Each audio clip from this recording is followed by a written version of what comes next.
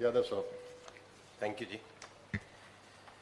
आज के इस ओरिएंटेशन प्रोग्राम में उपस्थित संसद के मेरे सभी साथी, मंच पर उपस्थित मेरे साथ राज्यसभा सेक्रेटेरिएट के अधिकारीगण और इस सदन में उपस्थित राज्यसभा सेक्रेटेरिएट के अधिकारीगण,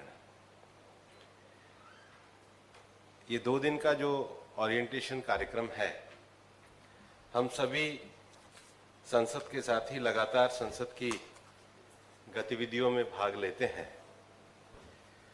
और संसद सदस्य के रूप में यहाँ की प्रक्रिया को जानना, अपने अधिकारों को जानना, संसद के विषय के टेक्निकल विषयों को जानने के लिए हर वर्ष राज्यसभा के सेक्रेटेरिएट के द्वारा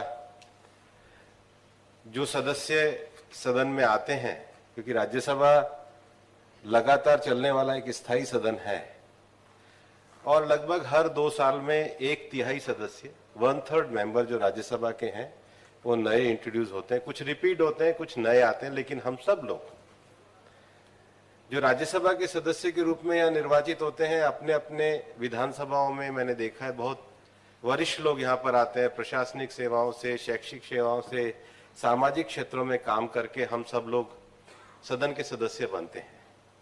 यहाँ बैठे हुए भी बहुत सारे जो सदस्य यहाँ पर उपस्थित हैं, मैं जानता हूँ उनका बहुत बड़ा प्रशासनिक, सामाजिक, राजनीतिक अनुभव भी है और इसलिए जब हम राज्यसभा में प्रतिनिधित्व करने आते हैं तो अपने इन अनुभवों के माध्यम से हम सदन की कार्यवाही में अपने राज्यों के प्रतिनिधित्व के रूप में, संसद सदस्य के रूप में व्यक्तिगत और सामूहिक जो योगदान देना चाहते हैं, दे सकते हैं और देने की क्षमता भी रखते हैं, उस सब के लिए ये ओरिएंटेशन कार्यक्रम का हर वर्ष आयोजन किया जाता है 2 वर्ष में।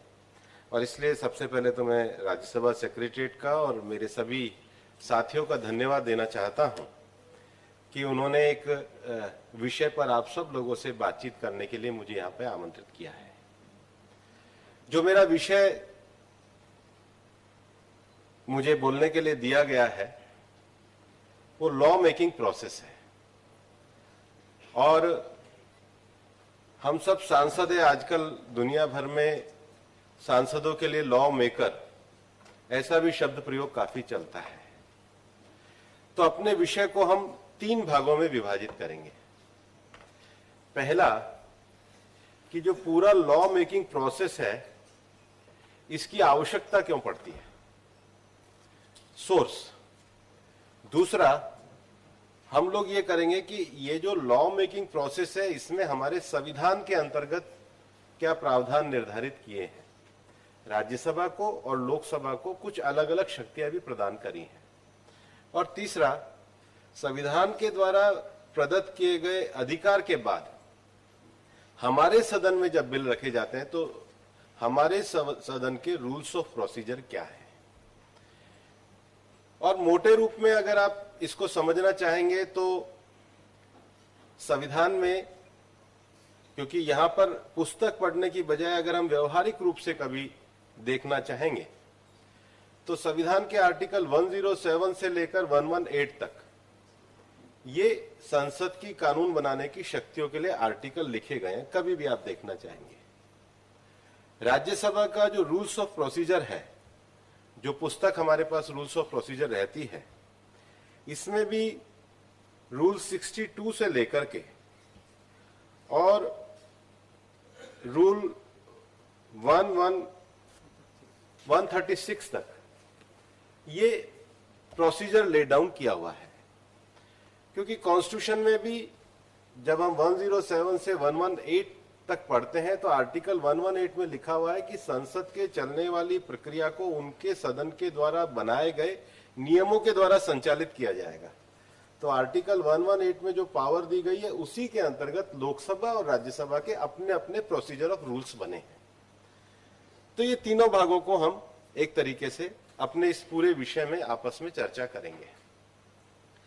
पहला जो विषय है वो पहला विषय कि जो लॉ मेकिंग है उसका सोर्स कहां से होता है, लॉ मेकिंग की आवश्यकता क्यों होती है। हमारे यहां पार्लियामेंट्री डेमोक्रेसी तो है ही, लेकिन मैं कई बार कहता हूं कि पार्लियामेंट्री डेमोक्रेसी पार्टिसिपेटरी डेमोक्रेसी भी है। पार्लियामेंट्री डेमोक्रेसी में पार्टिसिपेशन बहुत महत्वपूर्ण होता है, और हमारे पूरी पार्लियामेंट्री डेमोक्रेसी में जो रिप्रेजेंटेशन करती है वो पॉलिटिकल पार्टीज करती हैं। लोग भी उन्हीं को वोट देते हैं, उन्हीं के द्वारा सरकार का गठन भी किया जाता है। और पॉलिटिकल पार्टीज जब चुनाव लड़ने के लिए जाती हैं तो अपने घोषणा पत्र में वो पॉलिटिकल प्रोमिसेस करती हैं, और निश्चित रूप से जब उनकी सरकार आती है तो पॉलिटिकल प्रॉमिस के आधार पर सबसे पहला लॉ मेकिंग फॉर्मेशन होता है, पहला सोर्स। क्योंकि हम जनता से वादा करके आते हैं कि सरकार में आने के बाद इस प्रकार के नए कानूनों को हम बनाएंगे। कई उदाहरण भी हमको देखने में आते हैं कि कई राजनीतिक पार्टियों ने अनऑर्गेनाइज्ड वर्कर्स सिक्योरिटी एक्ट 2008 में वादा किया, बाद में उन्होंने अपनी सरकार में आने के बाद बनाया। अभी जो वर्तमान सरकार है उनका पॉलिटिकल प्रॉमिस लंबे समय से था कि आर्टिकल 370 को समाप्त किया जाएगा, बाद में कानून का भी निर्माण हुआ है। पार्टी ने जो संकल्प पत्र में कहा कि हम लेबर के नए 4 कोड लाएंगे, आज लेबर के 29 कोड को मर्ज करके 4 लेबर के नए कोड भी बनाए गए हैं। लेकिन क्वेश्चन यह है कि क्या पॉलिटिकल प्रॉमिस आप करते हो ये भी कोई संविधान से बाहर जाकर के आप कर सकते हो? तो ऐसा नहीं है। हमारे यहाँ सुप्रीम कोर्ट ने आर्टिकल 368 है, जो संवैधानिक संशोधन की जो ताकत है, उसको ये करते हुए कहा है कि संविधान का जो बेसिक स्ट्रक्चर है, उस बेसिक स्ट्रक्चर के बाहर जाकर के कोई भी राजनीतिक पार्टी कानून का निर्माण नहीं कर सकती। और इसलिए संसद के द्वारा बनाए गए कानून संविधान के अनुकूल, संविधान के प्रावधानों के अनुकूल संविधान सम्मत है या नहीं है, इसको भी कई बार कोर्ट के माध्यम से चैलेंज किया जा सकता है, कोर्ट इसको रिव्यू कर सकता है। इसलिए जो हमारी डेमोक्रेसी में बैलेंस ऑफ पावर की बात की गई है, हमारा संविधान कुछ मूलभूत बातों के साथ लेके चलता है कि भारत का स्वरूप पंथ निरपेक्ष है, भारत में संसदीय प्रणाली है, गणतंत्रात्मक व्यवस्था है, निर्वाचन की पद्धति है, चुनाव आयोग को स्वतंत्रता है, भारत का एक फेडरल स्ट्रक्चर, ये सारे हमारे बेसिक स्ट्रक्चर है जो हमारे संविधान की मूल भावना है। तो पॉलिटिकल प्रॉमिस होने के बाद भी आप संविधान की जो मूल भावना है उसके हिसाब से ही कानूनों का निर्माण करते हैं। दूसरा, सरकार के ऊपर एक ऑब्लिगेशन होता है। वो ऑब्लिगेशन ये होता है कि भारत सरकार कई बार अंतरराष्ट्रीय संधियों के द्वारा भी बाध्य होती है, और जो इंटरनेशनल ट्रीटीज होती हैं, उन इंटरनेशनल ट्रीटीज के ऑब्लिगेशन को पूरा करने के लिए भी हमारे को कानूनों का निर्माण करना पड़ता है। जैसे सरकार के द्वारा एनवायरमेंट प्रोटेक्शन एक्ट 1986 लाया गया, तो जब एनवायरमेंट प्रोटेक्शन एक्ट 1986 लाया गया तो उसके ऑब्जेक्ट ऑफ रीजन में लिखा गया, the world community resolve to protect and enhance the environmental quality found expression in the decision taken at the United Nations Conference on Human Environment held in Stockholm in June 1972. Government of India participated in the conference and strongly voiced the environmental concern. The need for a general legislation further to implement the decision of the conference has become the increasingly evident. तो भारत सरकार जब कुछ अंतरराष्ट्रीय treaties करती हैं, जैसे prevention of money laundering act जो 2002 में आया, तो वो भी इंटरनेशनल ट्रीटी हमारी थी। जो ऑब्जेक्ट ऑफ रीजन जब prevention of money laundering act कहा गया तो उसमें लिखा गया, initiative of international community, UN convention against illicit traffic of narcotic drugs substances, Blair's statement of the principal, financial action task force, political declaration and global program of action, UN special session on countering world drug problem of 10th June 1998. तो United nation ने एक प्रस्ताव पास किया, भारत सरकार ने उसको स्वीकार किया, और स्वीकार करने के बाद हम मनी लॉन्ड्रिंग एक्ट लाए। ऐसे ही केवल जैसे साउथ एशियन यूनिवर्सिटी एक्ट 2008 आया, उसके भी ऑब्जेक्ट ऑफ रीजन में लिखा गया, the agreement for establishment of south Asian university was signed on behalf of respective government of member states of the SAARC on the 4th day of April 2007 and 14th SAARC summit. The member state also decided that main campus of the South Asian University shall be located at New Delhi. तो दुनिया भर की कभी जो अंतरराष्ट्रीय treaties होती हैं उसको लेकर के भी कानूनों का निर्माण किया जाता है। और हमारे संविधान का जो आर्टिकल 253 है वो केंद्र सरकार को यह अधिकार देता है कि अंतर्राष्ट्रीय ट्रीटी के संबंध में भी कानूनों का निर्माण करे। यह हमारे कानून बनाने का दूसरा सोर्स के रूप में विषय रहता है। तीसरा विषय आता है जब जुडिशियल प्रोनाउंसमेंट होते हैं। कई बार न्यायालयों के द्वारा जो निर्णय दिए जाते हैं वो न्यायालयों के निर्णयों के आधार पे भी कानून का निर्माण किया जाता है। अब ये दोनों तरफ से होता है। ऐसा नहीं है कि न्यायालय का हर निर्णय सरकार को मानने के लिए बाध्य है, लेकिन न्यायालय के निर्णय जो सामाजिक जरूरतों के हिसाब से होते हैं, जैसे ट्रिपल तलाक का कानून लाया गया, तो पहले न्यायालय का निर्णय आया, उसके बाद सरकार के द्वारा ट्रिपल तलाक का कानून लाया गया। मोटर व्हीकल एक्ट जब आया तो मोटर व्हीकल एक्ट में भी सुप्रीम कोर्ट का एक जजमेंट है M.K. कुनी मोहम्मद वर्सेस P.A. एमिकुटी 1987 का। उन्होंने एक सर्टेन सजेशन दिए कंपनसेशन और विषयों के लिए। बाद में पार्लियामेंट की स्टैंडिंग कमेटी वगैरह ने उसको विचार किया और ये लगा कि इस पर निर्णय लाना चाहिए। लेकिन कई बार ऐसा भी होता है कि न्यायालय के निर्णय के कारण कई बार असंगतता पैदा होती है। जैसे न्यायालय ने निर्णय दिया मुस्लिम वुमेन प्रोटेक्शन एक्ट में 125 CRPC के अंतर्गत, और सरकार ने फिर उसको निर्णय को बदलते हुए कानून लेकर के आए। न्यायालय ने अभी 2-3 साल पहले एक निर्णय दिया था SC/ST prevention of atrocity act पे। बाद में उस निर्णय को बदलते हुए फिर कानून को लाया गया। न्यायालय ने अभी निर्णय बीच में दिया था एनिमी प्रॉपर्टी एक्ट में, और बाद में उसमें कानून लाया गया। हमारे राज्यसभा की सेलेक्ट कमेटी भी बनी और उसके ऑब्जेक्ट ऑफ रीजन में भी ये लिखा गया, various decision of the various court have affected the power of the custodian government of India under the Enemy Property Act 1968. In view of the such interpretation, the custodian is finding it difficult to sustain his action, और उसको लेकर के कानून लाया गया। लेकिन कई बार न्यायालय के द्वारा कुछ सामाजिक विषयों पे भी या कुछ आवश्यकताओं पे भी कोर्ट के द्वारा ध्यान इंगित किया जाता है। जैसे विशाखा का जजमेंट जब आया तो विशाखा के जजमेंट में सुप्रीम कोर्ट ने कहा कि वर्क प्लेस पे जो वुमेन्स काम करती हैं उनके जो सेक्सुअल हरेसमेंट के लिए यहाँ पर गैप है, तो उन्होंने कुछ गाइडलाइन दी। बाद में विशाखा के जजमेंट में जो गाइडलाइंस आए तो फिर sexual harassment of women at workshop prevention prohibition and redressal act 2013 आया, और उस एक्ट के भी जो रीजन और ऑब्जेक्ट्स है उसमें लिखा गया, the supreme court of India in the case of Vishakha and other versus state of Rajasthan also reaffirmed that sexual harassment at workplace is the form of discrimination against the woman and recognized that it violates the constitutional right of equality and provided guidelines to address this issue pending the enactment of a suitable legislation. तो कानून बनाने का जो तीसरा आधार बनता है वो judicial pronouncement के आधार पे भी उसको ठीक करते हुए, सुधारते हुए या उसके अनुकूल भावना के अनुरूप भी संसद के द्वारा कानून निर्माण किया जाता है, क्योंकि कानून बनाने की शक्ति संसद के पास ही है। चौथा जो मुझे लगता है कि बड़ा एक रीजन रहता है वो एडमिनिस्ट्रेटिव रीजन भी रहता है। सरकार चलाने के बाद और जब हम सरकार के द्वारा विभिन्न प्रकार के नीतियों को किया जाता है और पुराने लॉ भी कई बार लागू किए जाते हैं या लागू करने में भी दिक्कत होती है, तो एडमिनिस्ट्रेटिव आधार पे भी कई बार लॉ मेकिंग प्रोसेस के लिए काम किया जाता है। जैसे देश में लंबे समय तक जो इनडायरेक्ट टैक्स था, इनडायरेक्ट टैक्स का कलेक्शन किस प्रकार से किया जाए उसको लेकर के कई रिफॉर्म्स कमेटी 90s के दशक से शुरू हुई। बाद में वैट लाया गया।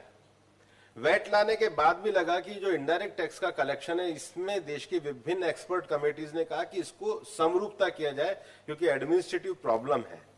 अब हमारे जो संविधान का जो फेडरल स्ट्रक्चर है उसके अंतर्गत इसके जो कलेक्शन की पावर थी वो राज्यों के पास थी, कानून केंद्र सरकार को बनाना था, दोनों में एडमिनिस्ट्रेटिव रीजन से अमेंडमेंट होना था, एक नई जीएसटी काउंसिल बननी थी। तो जीएसटी को लाने के पीछे सीधा सीधा एक एडमिनिस्ट्रेटिव रीजन था। भारत में नए राज्य बनाने का भी अधिकार केंद्र सरकार को होता है और उसका एक बहुत बड़ा कारण एडमिनिस्ट्रेटिव रीजन भी होता है। तेलंगाना बना, छत्तीसगढ़ बना या बिहार से झारखंड बना, तो ये भी एक ऐसा विषय रहता है जब एडमिनिस्ट्रेटिव रीजन से हम लोग कोई कानून का निर्माण करते हैं।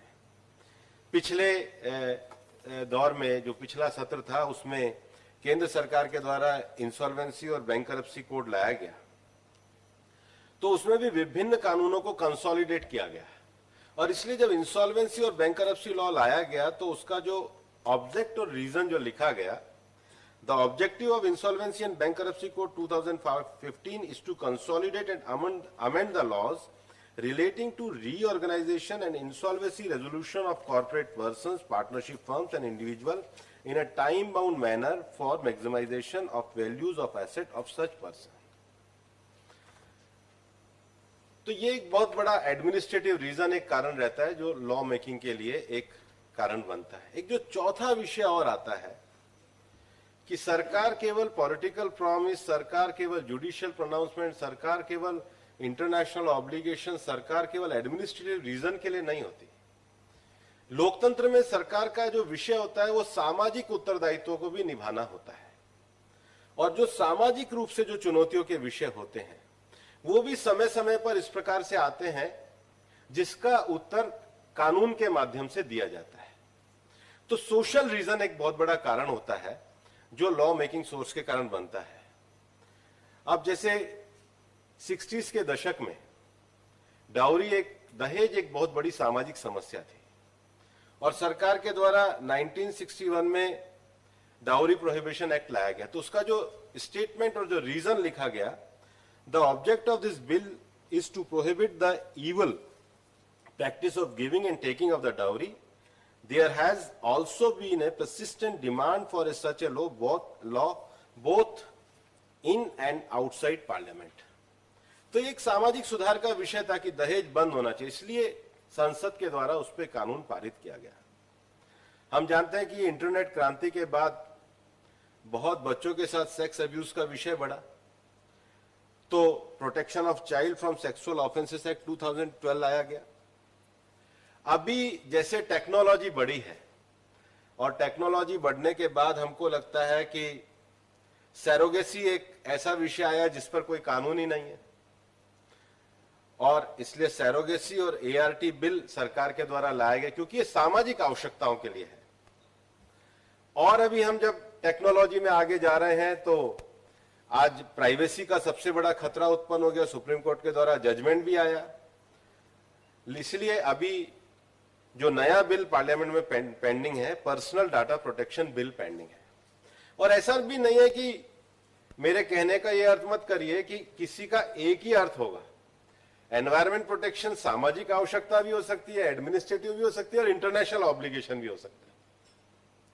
सैरोगेसी प्रशासनिक आवश्यकता भी हो सकती है, सामाजिक आवश्यकता भी हो सकती है। मेरे कहने का तात्पर्य यह है कि जब हम संसद सदस्य के रूप में लॉ मेकिंग प्रोसेस की तरफ जाते हैं तो हमें ध्यान में आना चाहिए कि हमें जो कानून हमारे बनते हैं किन आवश्यकताओं के कारण बनते हैं, और कानूनों को बनाने का क्रम केवल सरकार का हो ऐसा आवश्यक नहीं है। संसद में संसद सदस्यों को भी प्राइवेट मेंबर बिल इंट्रोड्यूस करने का अधिकार दिया जाता है।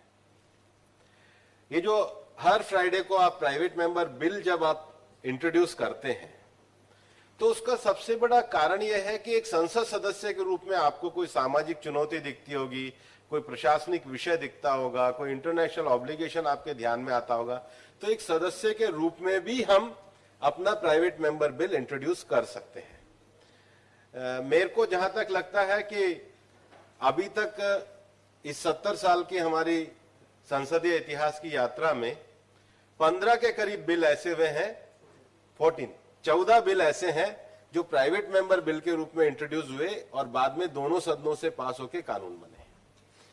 संसद सदस्य के रूप में मेरे इस कार्यकाल में भी हमारे डीएमके के तिरुचि शिवा ने, अब वो सामाजिक समस्या ट्रांसजेंडर को लेकर के कोई बिल नहीं था, उन्होंने प्राइवेट मेंबर बिल इंट्रोड्यूस किया।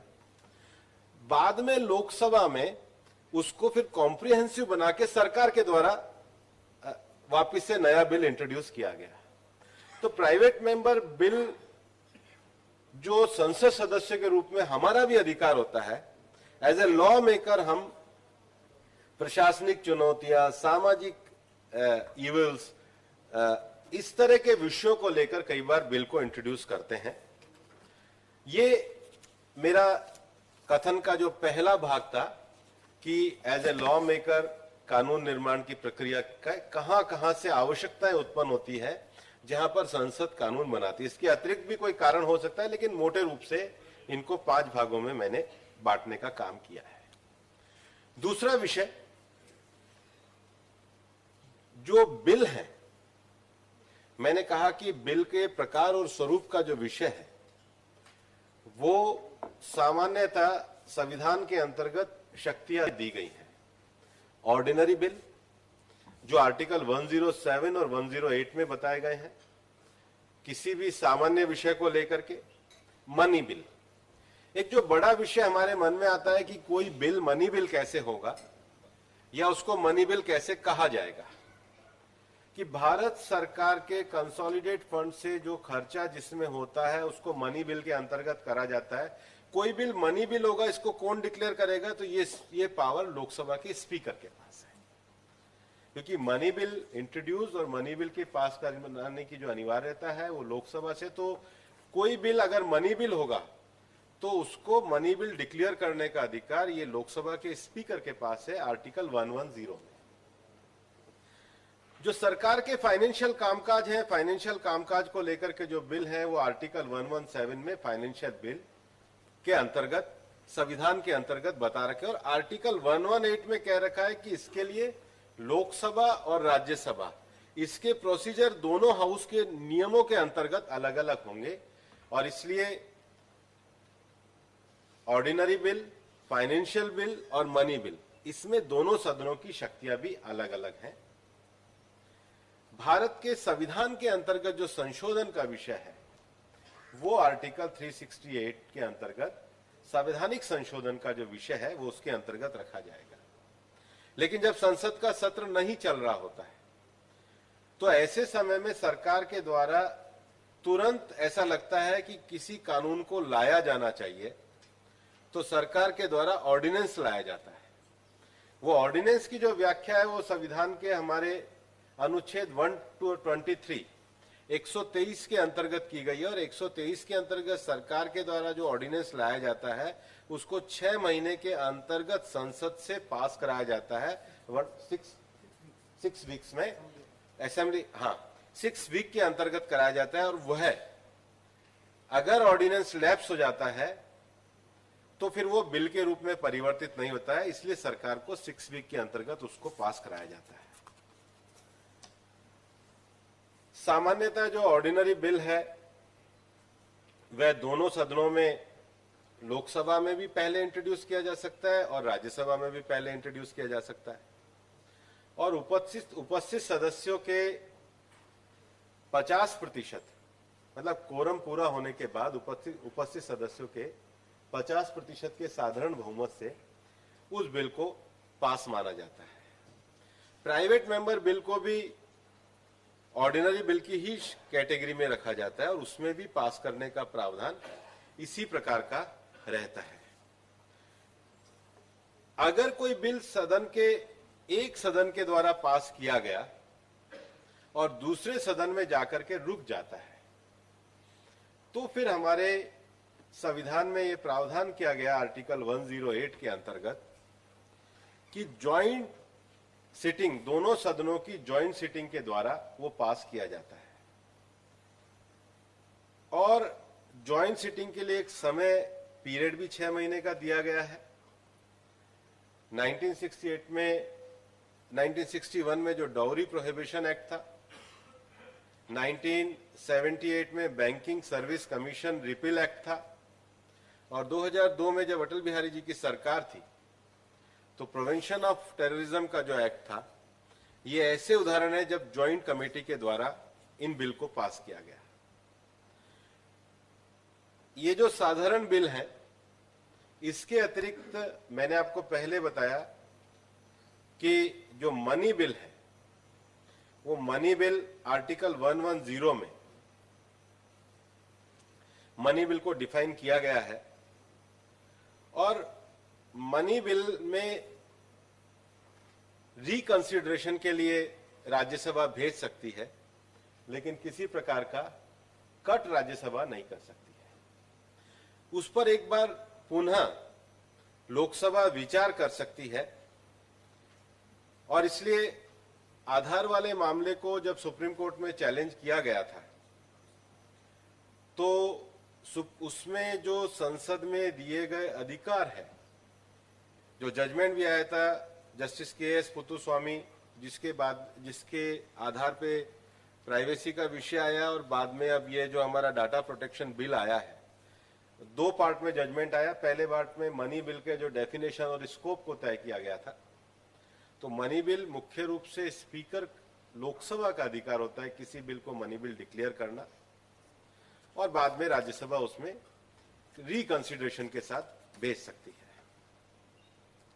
और इसलिए मनी बिल का एक स्पेशल प्रोसीजर है कि उसको पहले लोकसभा में रखा जाता है, राष्ट्रपति जी की अनुशंसा की जाती है, काउंसिल ऑफ स्टेट को 14 दिन के अंदर अंदर उसका रिकमेंडेशन भेजनी होती है। अगर रिकमेंडेशन 14 दिन के अंतर्गत नहीं होती तो डीम टू बी पास मान लिया जाता है, और रिकमेंडेशन को एक्सेप्ट करना या ना करना ये लोकसभा का अधिकार होता है। और इसलिए अगर 14 दिन के अंतर्गत रिकमेंडेशन नहीं जाती तो वो डीम टू बी पास मान लिया जाता है। यहां पर एक राज्यसभा की अनिवार्यता नहीं रहती।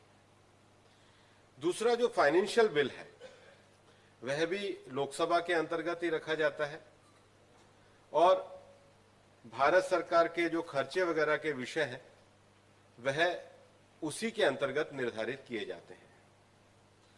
हमारे संविधान में जो संवैधानिक संशोधन का जो विषय है, संविधान के अनुच्छेद 368 के अंतर्गत है, लेकिन उसमें जो मेजोरिटी है वो सिंपल मेजोरिटी से ज्यादा है। एब्सोल्यूट मेजोरिटी और स्पेशल मेजोरिटी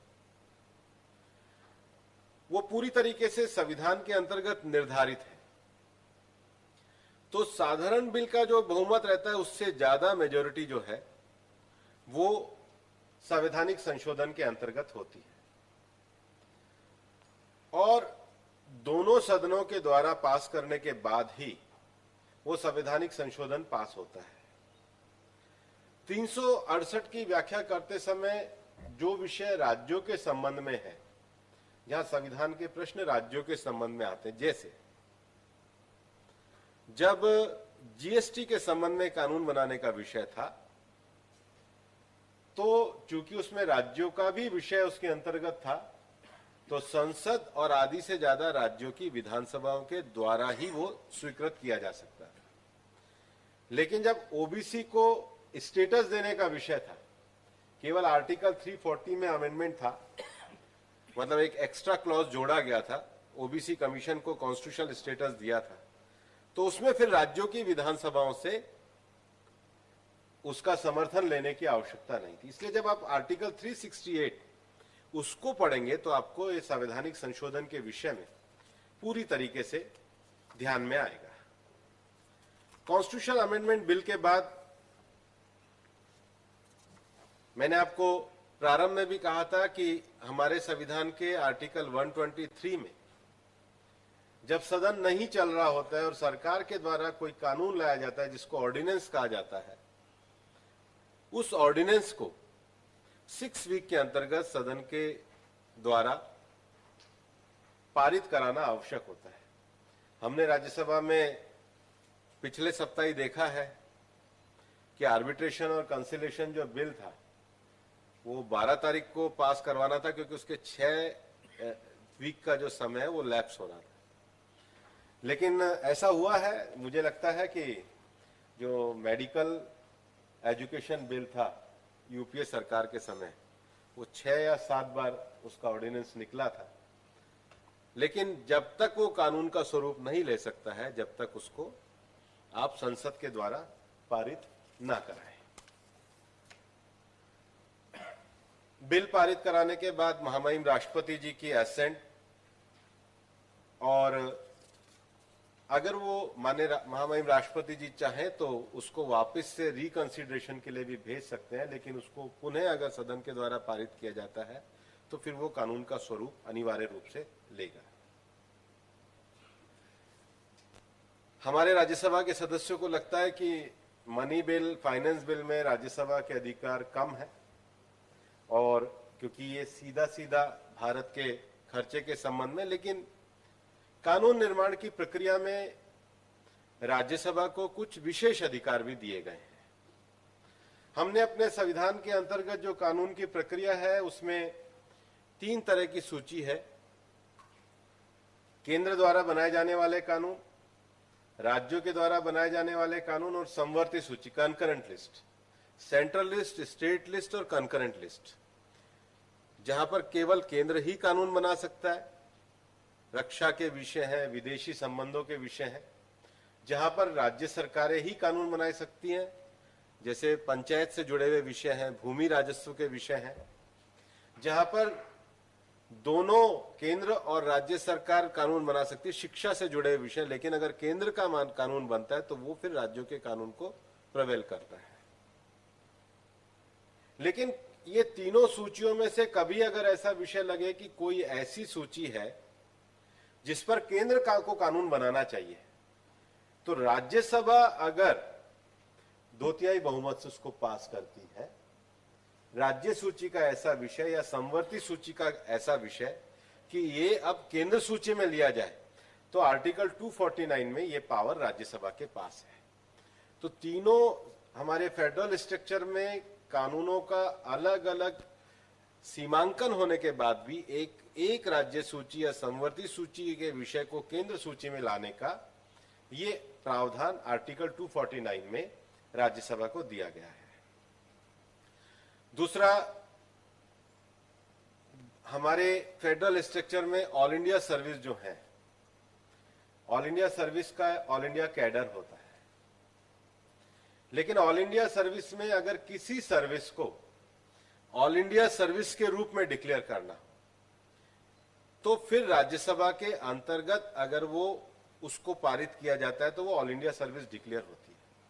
मुझे जहां तक अंदाजा है, पोस्टल सर्विस को बीच में ऐसा किया गया। अभी भी हम कई बार नेशनल जुडिशियल सर्विस की बात करते हैं, क्योंकि जुडिशियल सर्विस में जो सबऑर्डिनेट जुडिशरी का जो अपॉइंटमेंट है वो थ्रू हाई कोर्ट है। लेकिन ऑल इंडिया जुडिशियल सर्विस बनानी भी होगी तो पहले राज्यसभा से केंद्रीय सर्विस के रूप में उसके लिए बिल पास करना होगा। ये एक उदाहरण के रूप में है।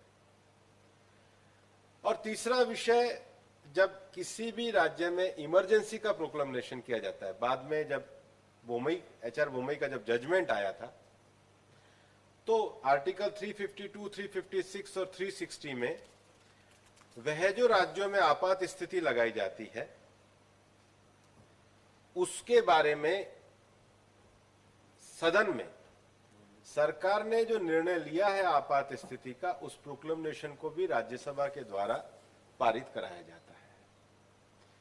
अब मैंने पहले आपको आर्टिकल 249 के बारे में कहा था कि किसी राज्य के विषय को केंद्रीय विषय के रूप में निर्धारित करने के लिए declaration by the council of state by special majority not less than 2/3 of the member present and voting, lawful for parliament to make law for the state list और GST। तो ये 1 वर्ष के अंतर्गत उसको एक तरीके से ऑल इंडिया सर्विस डिक्लेयर केंद्र सरकार द्वारा की जा सकती है। सेम मैंने आपको जो उदाहरण दिया है वो creation of all India service का है, और इमरजेंसी प्रोविजन जो आर्टिकल 352, 356 और 360 का है। तो ये मेरा दूसरा विषय हुआ कि संविधान के अंतर्गत हमारी लॉ मेकिंग की पावर कहां है। अब मैंने आपको जो कहा है कि आर्टिकल 118 में संविधान के अंतर्गत यह तय किया गया है कि इसके प्रोसीजर को निर्धारित जो है वो सदन के द्वारा अपने नियम बनाने कर किया जाएगा। और इसलिए rules of procedure conduct of business in the council of state, जिसको हम कई बार सदन के अंतर्गत भी जो पॉइंट ऑफ ऑर्डर हम कहते हैं, पॉइंट ऑफ ऑर्डर का अर्थ यह है कि जो हमारे रूल्स ऑफ प्रोसीजर है राज्यसभा में, नोटिस, मोशन, हमारा क्वेश्चन आवर, समय का निर्धारण, बिजनेस एडवाइजरी कमेटी, ये सारा प्रोसीजर जो है ये हमारे राज्यसभा के अंतर्गत नियमावली के अंतर्गत दिया गया है। और इसलिए लॉ मेकिंग, कॉन्स्टिट्यूशनल अधिकार, जो तीसरा सदस्य के रूप में हमारे को इस सदन में अगर इफेक्टिव कार्यवाही अगर हम करना चाहते हैं तो रूल्स ऑफ प्रोसीजर हमारे को ध्यान में करना ही चाहिए। और रूल्स ऑफ प्रोसीजर में आप रूल 61 से लेकर और रूल अगर 136 तक अगर आप देखेंगे तो 61 से लेकर 136 तक ये पूरा प्रोसीजर ले डाउन करा हुआ है। रूल 61 में 61 से लेकर के और 66 तक जो फाइनेंशियल बिल है उसके संबंध में मोटे रूप से है, लेकिन जो 67 में है, 67 में जो बिल सीधा ही काउंसिल ऑफ स्टेट में इंट्रोड्यूस किए जाते हैं उसमें इंट्रोडक्शन, डिस्कशन, वो सारा विषय है। लेकिन कई बार हमारे पार्लियामेंट में जो कमेटी सिस्टम है, तीनों तरह की कमेटी है, डिपार्टमेंट रिलेटेड स्टैंडिंग कमेटी है, उनका अपना काम है, वो 23 है, राज्यसभा की भी हैं और लोकसभा की भी है, वो अलग से विषय मेरे को लग रहा है वंदना जी देने वाली, वो रखने वाली। दूसरा जो है फाइनेंशियल कमेटी है, जो मोशन के द्वारा हाउस में चुनी जाती है, पीएससी है, पब्लिक अंडरटेकिंग कमेटी है, एससी एसटी कमेटी है, वो एससी एसटी फाइनेंशियल नहीं है लेकिन वो भी एक कमेटी है। तीसरा जो हाउस के मोशन के द्वारा हाउस के द्वारा ही कमेटी बनाई जाती है, वो सेलेक्ट कमेटी है। और इसलिए कई बार हाउस में इंट्रोडक्शन कोई बिल का होता है, होने के बाद अगर इस प्रकार का सदन को ये लगता है कि इस बिल पर और विचार किए जाने की आवश्यकता है, तो फिर वो सेलेक्ट कमेटी में जो है वो भेजा जाता है बिल। सेलेक्ट कमेटी हाउस के द्वारा निर्वाचित की जाती है और हाउस के द्वारा निर्वाचित करने के बाद हमारे सदन में मुझे लगता है काफी कमेटियां पिछले सत्र में, मैक्सिमम कमेटियां पार्लियामेंट के इतिहास में बनी होगी तो पिछले सरकार के समय में राज्यसभा में बनी होगी। माइनिंग बिल सेलेक्ट कमेटी में गया था, रेरा बिल सेलेक्ट कमेटी में गया था, prevention of corruption bill select committee में गया था, ओबीसी वाला बिल सेलेक्ट कमेटी में गया था, प्रिवेंशन ऑफ करप्शन का बिल सेलेक्ट कमेटी में गया था, जीएसटी का बिल सेलेक्ट कमेटी में गया था और उस समय इंश्योरेंस का भी बिल सेलेक्ट कमेटी के अंतर्गत गया था। तो सेलेक्ट कमेटी का जो प्रोसीजर है वो रूल 72 से लेकर के और रूल जो 92 तक है। सेलेक्ट कमेटी का चेयरमैन उस कमेटी के मेंबर्स में राज्यसभा चेयरमैन के द्वारा नियुक्त किया जाता है। कमेटी विजिट भी कर सकती है, एक्सपर्ट की ओपिनियन भी ले सकती है, सरकार की ओपिनियन भी ले सकती है, कमेटी डॉक्यूमेंट्स का एग्जामिनेशन भी कर सकती है। समय समय पर कमेटी को अगर जो निर्धारित समय उन्हें बिल के बारे में दिया गया है अगर वो पूरा नहीं होता है तो उनको हाउस में फिर मोशन मूव करना पड़ता है समय बढ़वाने के लिए। समय समय पर चेयरमैन के डायरेक्शन के हिसाब से भी विषय रखना पड़ता है। और कमेटी में अगर सदस्यों की जो माइनॉरिटी ओपिनियन अगर मेजर ओपिनियन से अलग है तो फिर वो अपना असहमति का नोट भी कमेटी के अंतर्गत दे सकते हैं और कमेटी की रिपोर्ट वापस से सदन के सामने रखी जाती है जो सदन की प्रॉपर्टी होती है और सदन उसके ऊपर पुनर्विचार वापस से डिबेट करके उस बिल को पास कर सकता है। ये एक सेलेक्ट कमेटी का प्रोविजन हमारे अंतर्गत चलता है। सामान्यतः बिल इंट्रोडक्शन के समय बिल की फर्स्ट रीडिंग मानी जाती है, मंत्री के द्वारा रखने के बाद, चर्चा के बाद और फिर बाद में क्लॉज बाय क्लॉज जो बिल को वापस से जब हम बिल को रखने के बाद जब क्लॉज बाय क्लॉज विषय रहता है तो उसमें सदस्यों के द्वारा अमेंडमेंट मूव किए जाते हैं और अमेंडमेंट मूव करने का वो एक अन्य रीडिंग मानी जाती है। तो बिल 3-4 बार रीडिंग के बाद ही सदन के अंतर्गत पास किया जाता है। उसके बाद दूसरे सदन में भेजा जाता है और दूसरे सदन में भी अगर उसमें किसी प्रकार का कोई अमेंडमेंट होता है तो उस अमेंडमेंट को स्वीकार करके उस बिल को वापस से हाउस में रिटर्न किया जाता है। पिछले कार्यकाल में भी 2-3 बिल ऐसे थे जो हमारे सदन के द्वारा सुधार करके भेजे गए लोकसभा में, बाद में लोकसभा ने उसको स्वीकार करके वापस से भेजा है। जो बिल लोकसभा के अंतर्गत इंट्रोड्यूस किए जाते हैं और बाद में काउंसिल ऑफ स्टेट में पास किए जाते हैं उसका भी प्रोविजन जो है वो रूल 121 से लेकर और 136 में दिया गया है।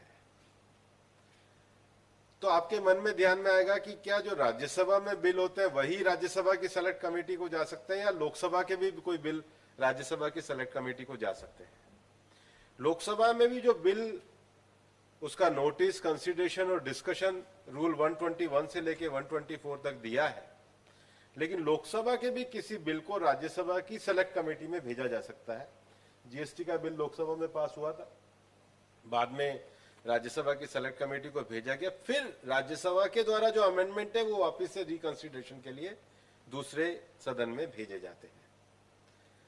और ये कुल मिलाकर के एक लॉ मेकिंग प्रोसेस के संबंध में हम सब सदस्यों को इस विषय को पूरा ध्यान में आएगा। सदन में और हमारे लोकतंत्र की सबसे बड़ी खूबी यह है कि जितना व्यापक डिस्कशन हमारे यहाँ पर किसी भी विषय को बनाने में, बिलों के निर्माण में, उसकी प्रक्रिया को आगे बढ़ाने में रहता है, वो मुझे लगता है कि पूरे तरीके से देश की भावनाओं को उसमें समाहित किया जाता है। और सेलेक्ट कमेटीज और स्टैंडिंग कमेटीज भी इसमें एक बड़ा अपना रोल निभाती है, लेकिन उसके साथ साथ सदन के फ्लोर में भी बिल को इंट्रोड्यूस करने से लेकर एक निश्चित नियम प्रक्रिया का पालन किया जाता है। और एक अच्छे संसद सदस्य के रूप में, जब अपनी एक सक्रिय संसद सदस्य के रूप में हम जब अपनी भूमिका को निभाने की बात करते हैं, तो निश्चित रूप से किस पैराफेरी के अंतर्गत बिल निर्माण करना, बिल निर्माण करने का उद्देश्य, उस उद्देश्य के अनुकूल सरकार भी बिल ला सकती है, प्राइवेट मेंबर भी बिल ला सकता है, संविधान के अंतर्गत बिल के नियमों का और कार्यों का विभाजन, और राज्यसभा की प्रक्रिया के अंतर्गत उस बिलों का पारित किया जाना। ये एक बहुत अच्छी एस्टेब्लिश प्रैक्टिस के नाते सदन में हम लोग सब सक्रियता के साथ काम करते हैं। और हमारे लोकतंत्र के विषय में कहा भी जाता है कि भारत का लोकतंत्र एक जीवंत लोकतंत्र है। हम कोई बंधे हुए लोगों के रूप में नहीं है। समय और समाज की गतिशीलता के हिसाब से नियम कानूनों में परिवर्तन और हमारे संविधान में परिवर्तन की प्रक्रिया लगातार सतत जारी रहती है। और इसलिए भारत के संविधान को भी गतिशील संविधान क्या कहा जाता है। और 100 से ज्यादा संवैधानिक संशोधन भी आज तक संसद के अंतर्गत हुए, और 99% उनको न्यायालयों के द्वारा भी उन संशोधनों को स्वीकृति किया गया है। क्योंकि भारत की संसद में जनता की आवाज, सामाजिक चुनौतियां, व्यवहारिक चुनौतियां, प्रशासनिक चुनौतियां, अंतर्राष्ट्रीय दायित्व, उनको पूरा करने का जो महत्वपूर्ण माध्यम है वो कानून का और बिलों का निर्माण करना है। और उसको एक समयबद्ध प्रक्रिया के अंतर्गत हमारे सदन में करने का कार्य किया जाता है। और आप में से काफी अनुभवी और अच्छे सांसद आज इस बातचीत में मेरे साथ उपस्थित हैं। मैं आशा करता हूं कि आपके आने वाले जो 6 वर्ष का कार्यकाल है, आप ज्यादा अच्छे तरीके से अपनी भूमिका और योगदान को कानून निर्माण के रूप में सदन के सामने रखेंगे। तो मैं आपको शुभकामनाएं देते हुए अपने विषय को समाप्त करता हूं। धन्यवाद।